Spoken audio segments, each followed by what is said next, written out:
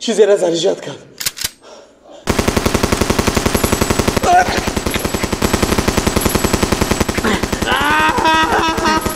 برونده سر خب تیرش بودشت دیونا بودای بخ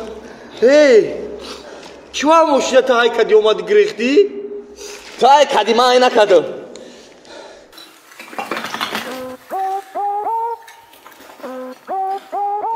خب برو مدنیان باز ما در فرما کو مشقینه خیلی سری توقع کردگیم کو اگر بیاد که قشیک بگ میزنم من علیق میزنی؟ من میزنم گوش کن ما بجا میشم نه تو بیس نه تو گفتی من زورم من دامو رو مش نکردم من رفتم بالا برو مادام ای قفای ما بیا تیز کن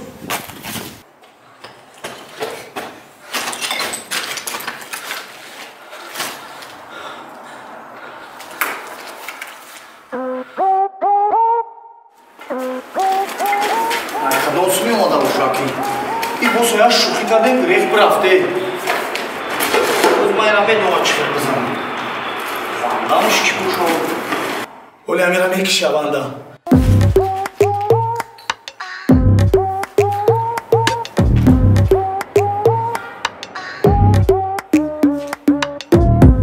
تا جونت سرشی دایم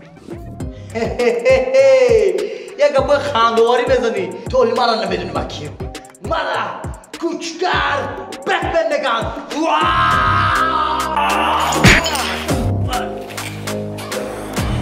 با چیشی؟ بقا؟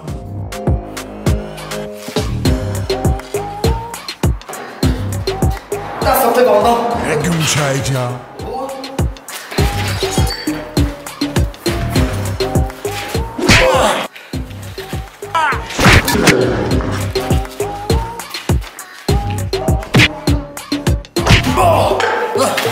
زدش اکای واندم اکای واندم من شوخی کردم من جاگوار نیستم باز جاگواره باز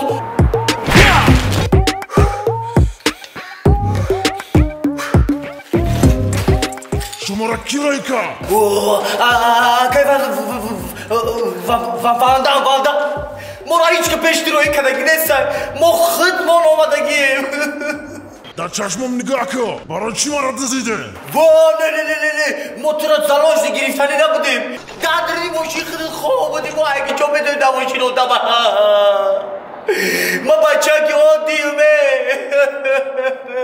قرضارو ما کفته زم اکای واندم دیشامه میرم اکای واندم اینا باور نکنی باز بگو یه انگلیسی نمیفهمم التیموس رفیقی مرا سرته خیلی به عقله راست میگویه ما دوشنبه رفتنی بودیم خیلی تریه به عقلی کن ماشین دزدید